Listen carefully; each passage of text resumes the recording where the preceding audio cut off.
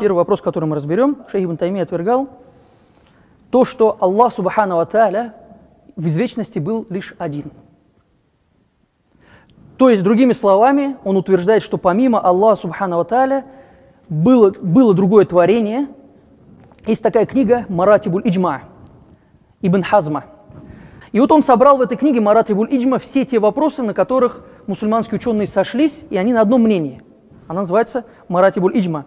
Ибн Хазм говорит: «Ва анна Аллаха Та'аля лям язаль вахдаху ва ла шай'a гайраху ма'аху». То есть Аллах Субхану ва Тааля в извечности был всегда один, когда он не создал других вещей, никогда не создал ничего, он один в извечности, и нет ничего, и не было ничего рядом с ним, не было ничего помимо него.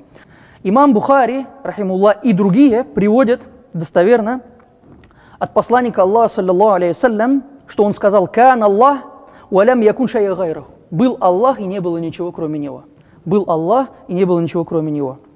Также мы знаем, что это мнение утверждает иджма.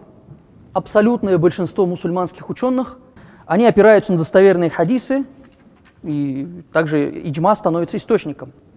Но вот пришел шейх Ибн Таймия и сказал слово, которое противоречит этой иджме, отверг все эти убеждения, то, что говорят все вот эти ученые, вышел против них и сказал, что этого нет в Коране, этого нет в Сунне, и ни один из имамов, ни один из ученых об этом не говорил.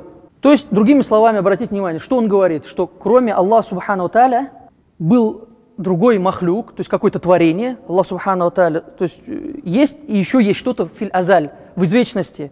То есть это по-другому называется, он утверждает «кидам науи» для некоторых махлюков. То есть «кидам науи», то есть относительная вечность. То есть постоянно помимо Аллаха Субхану ва Тааля было что-то, что было вечным. То есть обратите внимание на эту акиду, что это за убеждение. Пусть Аллах Субхану ва Тааля защитит нас от этого.